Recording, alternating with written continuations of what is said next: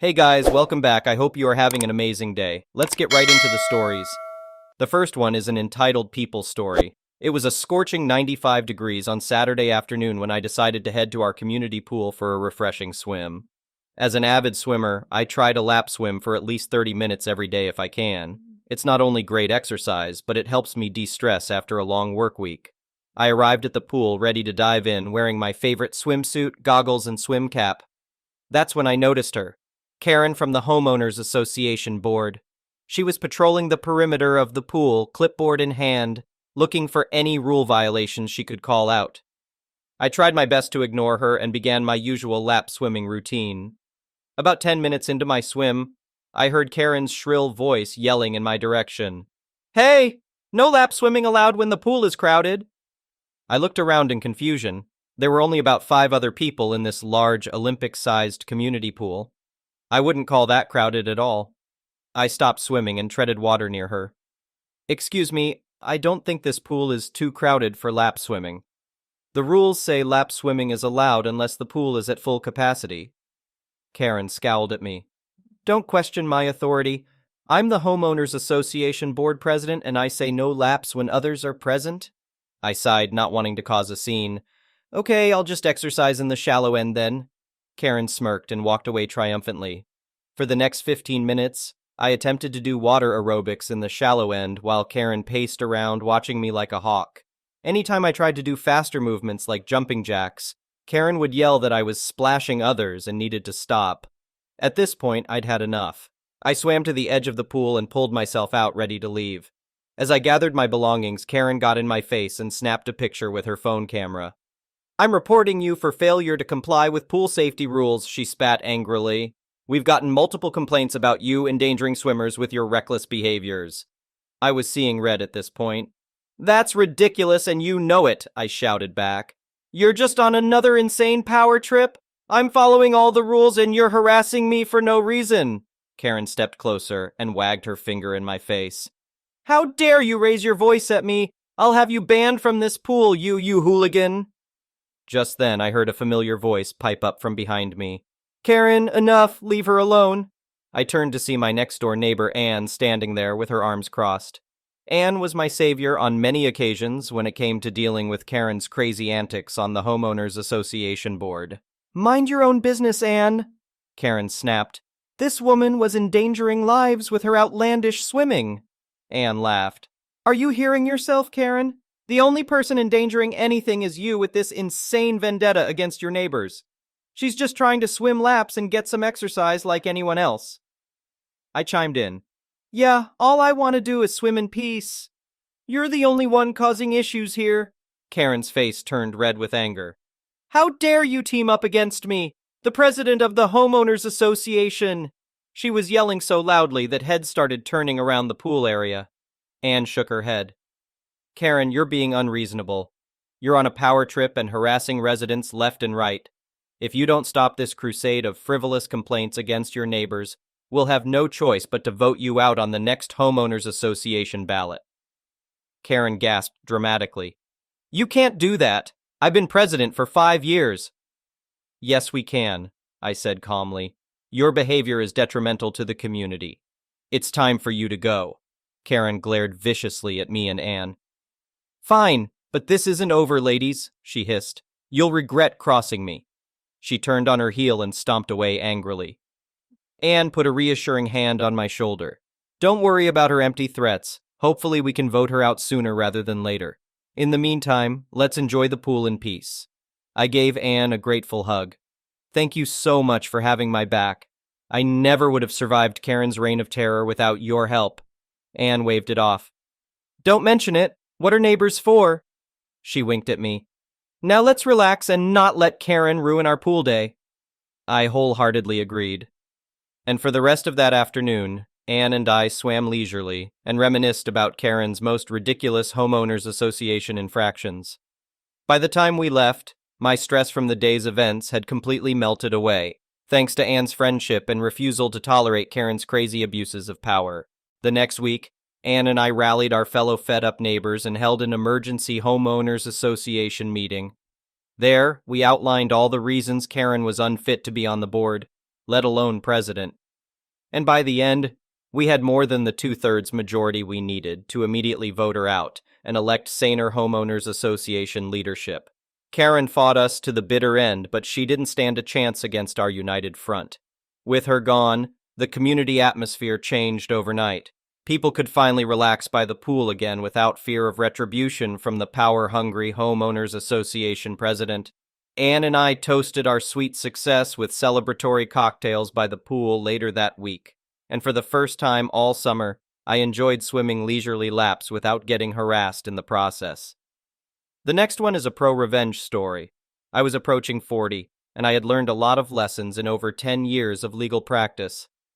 However, one of the most important lessons I learned was from an older lawyer I worked for as a summer intern after my second year of law school. A lawyer has 3 duties, he told me: first to himself, second to the court, and lastly, the client. Always make sure you come first and the client comes last.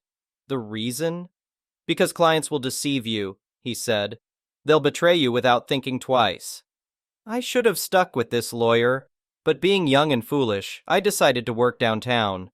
I'm still downtown now, but fortunately I remembered this lesson, and it proved handy many years later when a client truly attempted to betray me. My client was a mid-sized company involved in various businesses and owning properties here and there. It wasn't large enough to be publicly listed, but it did possess a substantial real estate portfolio.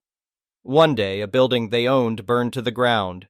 The company wanted to claim insurance, so they assigned the task to Frank, a seasoned salaryman.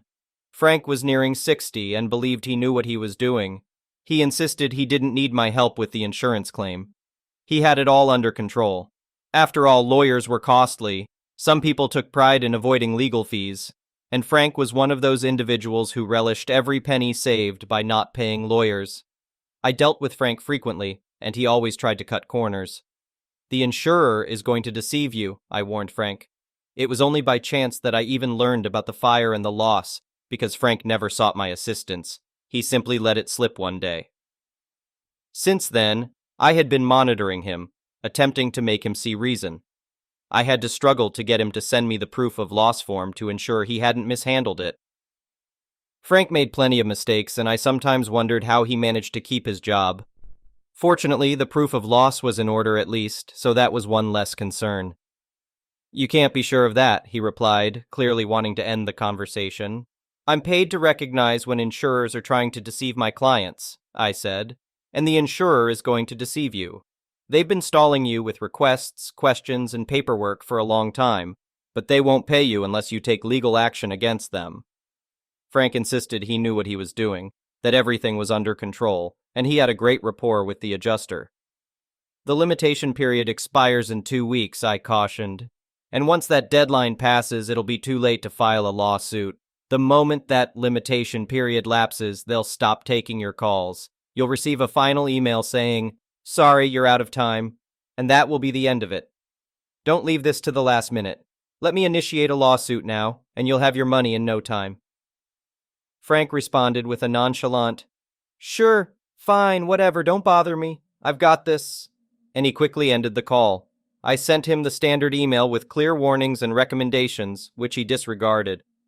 I sent the email again and again as the limitation period neared, and once more a couple of days before the deadline. "I'll be in court and you won't be able to reach me," my final email stated, "but you must file a lawsuit. You have other law firms on your list, so select one and initiate the legal action." He didn't bother replying, and I went on to attend my trial. The trial lasted for a couple of weeks and still no email from Frank. Another month went by, and then another, and still no email. I assumed he must have resolved the issue.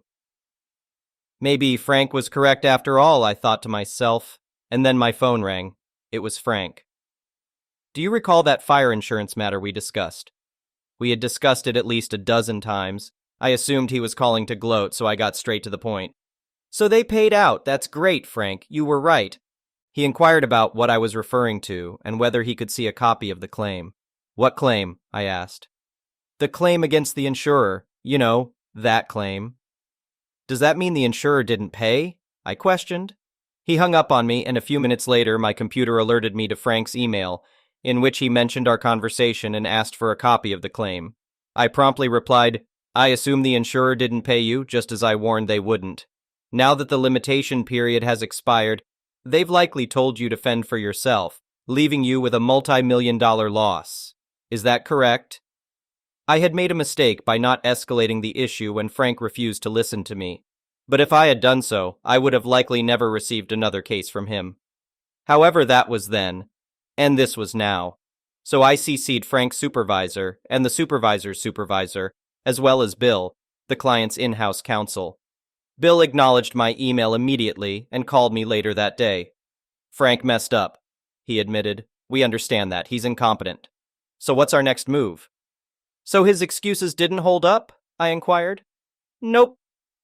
Bill explained that they had called Frank into a meeting, but his story didn't align with all the warnings I had sent him. Moreover, there would have been no reason for him to continue communicating with the insurer if he had instructed me to file a lawsuit, as his role would have ended when the case was referred to legal counsel. The company was aware that Frank was not being truthful. "So is this the end of the road?" Bill asked. "Have we just lost millions?" "It's all right," I reassured him, explaining that when I realized Frank was going to mishandle the situation, I had initiated a lawsuit against the insurer. Since Frank had sent me the proof of loss some time ago, I had enough information to file a lawsuit to preserve the cause of action. It wasn't a perfect claim and lacked details, but it was sufficient. "You filed without instructions?" Bill inquired. "Lawyers aren't supposed to file lawsuits without instructions, as doing so would make them personally liable for any costs the opposing party incurs. It's a significant step to file without instructions." "Yes," I confirmed. "I filed without instructions." While we spoke, I retrieved a copy of the lawsuit and emailed it to him. "It's a bit rough," I admitted, "but we can always amend it." "Thank goodness!" Bill exclaimed. "Can I leave it in your hands?" Of course he could. The insurer was an easy target, and I knew I could recover from them without any trouble. A few days later, I received a call from another individual within the client's organization, someone I didn't typically interact with. They were facing a dilemma and needed my assistance. "I usually work with Frank," I mentioned. "What's going on?" What was happening was that Frank had been called into another meeting. They handed him a one-page letter and he packed up his belongings in a box. Security then escorted him past his colleagues to the elevator and down to the parking lot.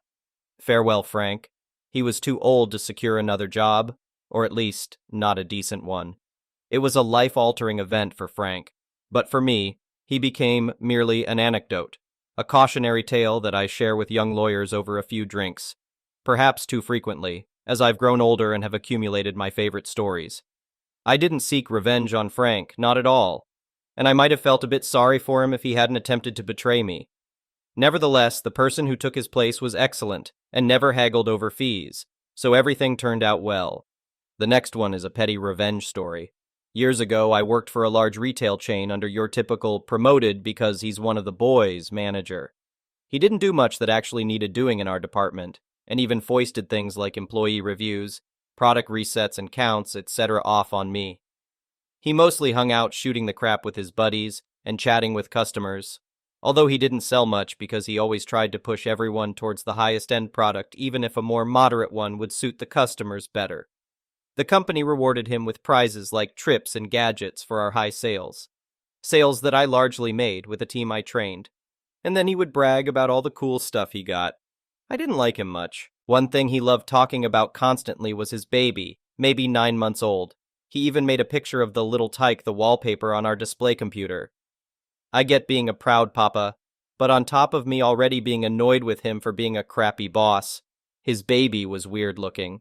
Nothing was wrong with the baby health-wise, but it was bug-eyed and big-headed like its daddy. This was especially highlighted because babies are already naturally a little like that, and this kid was like if Megamind ducked a pug, and I had to look at a picture of it all day, and all the customers saw it. So I went into a photo editing software and increased the size of the kid's eyes by about another 10%. Not enough for daddy to notice, but enough that it was startling if you were seeing the picture for the first time. Uncanny Valley vibes. People would subtly react when Bossman showed them the picture and talk about the kid, like they wanted to say something but absolutely knew they should not. It was small, it was petty, and I still giggle about it years later. Hopefully the kid grew up to look like mama. The next one is a malicious compliance story. This is a burner account because my real account gives away where I'm from and who I am, and if anybody I know sees this post, I will be easily recognizable. So this started some time back. I got fired from my job due to an injury and had to be hospitalized for a significant time. In my contract, it stated that if I had more than XXX amount of sick days in a 12-month period, I could get my contract terminated with 1 month's notice. So that happened, and of course I contacted my union. They told me it was a legal termination, but they asked about a specific part of my contract, which was about my commission. Turns out I've missed out on some special commission during my employment, and totally missed it when I read my contract when I got employed. Can't really get closer to which kind of commission due to my anonymity. My union advised me to contact the boss, show him the part of my contract and proof of the missing commission, and try to get a settlement. I was looking for what is equivalent to 3,000 euros. I went to see my boss and started with a nice chat. After about 10 minutes, I brought up the issue and showed him my contract and showed him that I've never gotten the commission stated in the contract. My boss told me straight up to contact his lawyers and that we were done talking and told me to leave. Cue malicious compliance. I went home, looked at every paycheck through, and set up a meeting with a lawyer. We found a lot of small mistakes on my paychecks and summed it all up. We sent an official letter to his lawyers and got an answer from them a few days later. Now he was willing to settle for the first amount equivalent to 3,000 euros. I smiled and laughed. No can do, Mr. Boss Man. Not anymore. Now I want the full amount, which is equivalent to 10,000 euros, plus pension, plus 15% in damages, plus all the legal fees. And I have proof of everything to back up my claim. Due date of the court. And guess what? He lost big time. I've now planned a nice vacation and still have more money than I asked for in the first place. The next one is an entitled people story. 2 months ago, a neighbor tried to forcefully enter my home through the door. Fortunately, I had chain bolts installed on the inside so he couldn't open it, but he managed to wedge his arm and leg in. It escalated into a screaming match that woke up the neighbors. As he became more aggressive in pushing the door despite the chains, I waved a pen at him to scare him off, but he grabbed my hand, resulting in me stabbing his palm. He backed off in pain and retreated to his actual house, which was right beside mine. His mother started screaming at me for stabbing her son and went back inside with curses while tending to her wounded son. What really bothered me was that the other neighbors started giving me disapproving looks and faces. For 2 weeks I endured their glances, murmurs, stares, and even my own assumptions about what they were saying behind my back. I decided to move out. It was tough because it hadn't even been a year since I bought the house, and now I was leaving.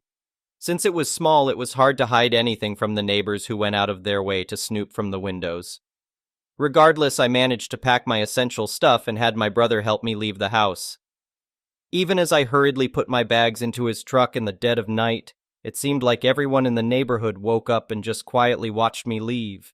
All the lights in their houses turned on, and they opened their windows just staring. My brother got creeped out as well, and we started to move faster. As we were about to finish, the son who got stabbed looked smug as he called out insults like, "You think you're so pretty that I'll assault you," and other offensive remarks. His mother just shouted, "Pahawa demonio!" Leave, demon. It's been 3 days since I moved back, and I've been plagued by nightmares. I imagine hearing other people's thoughts silently judging me brutally, and I've been scared to leave the guest room of my brother's house. I am probably posting this for sympathy or whatever, but I just need to hear or maybe read something that contradicts my own thoughts for once. I am going insane with how fast it's progressing, and I'm beginning to doubt the sincerity of my own brother, as he might see me as a burden to him and his family of 3. I'm planning to go back to my parents in the countryside, but I don't have a date yet for when I'll move out. The next one is an entitled parent story, so a bit of context: I recently accepted myself as gender fluid. Haven't come out to basically anyone yet, except maybe for my best friend, a small part of my family, and well, you guys right now. Or so I wanted. I'll explain what happened. A few months ago, my grandma, who is on a walker and cannot move too much on her own, asked us to visit. By that moment, we had just reached 1 million COVID cases here, so mostly all of us rejected. Besides, I live a bus ride from her, bus ride with people who don't seem to know about public distancing, And I also live with my mom, who is a risk patient as well. I didn't want to put any of them at risk. So a few days ago, we went finally to visit since the cases were going down. Although I insisted on wearing my mask at all times, tried to approach people as less as possible and do not touch other people's stuff. And met with my cousins again. So I was on a phone call with my best friend, and I told her I was a bit uncomfortable with what I was wearing because of some comments one of my conservative aunt was making. She's always been kinda conservative, like whenever I talked about my plans for adulthood, she said, "For your 30s, with a husband and a family, I hope." Since it was kinda chilly, I was wearing my favorite hoodie and some jeans, not those that are tight, but those that are loose on all parts. Plus I was wearing a black wool cap that made my hair seem shorter since it pulled it up. I did look a bit more boyish. Well, not exactly like that, I wanted to seem a bit of both, but, well, felt like looking more like a boy that day. But I still was looking normal, yet she'd always say, "You always had such a nice body, such a shame you decide to act like a boy and not like the nice girl you are." I told my friend on the phone, I wonder if one day she'll understand I'm no longer a girl. Turns out my youngest cousin, who is 6, heard me. He was looking for me since he thought I was playing hide and seek, because I left the room where we were watching TV. I end my call and walk back inside only to find myself in front of, "How dare you confuse my child with your complex of attention seeking?" I was like, "What? You said you were no longer a girl, what are you then? A traba?" Quick note, trabas are a way to call trans people here. I don't fully know if it's offensive or not, though. I don't find it offensive since mostly all people I know of my age only say it ironically. Like to talk about Fleur de la Vie, but still respect her later on. Well, not exactly. I always knew you were a bad influence to my kids, you'll give them the gay.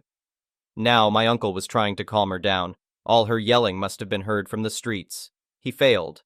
So no way to reason with her. I just walked away and texted my other aunt, who I live with, to pick me up and take me home. Haven't spoken to anybody else on that side of the family yet. Thank you for watching. I would really appreciate it if you could like the video and subscribe to our channel if you haven't already. We'll see you again tomorrow.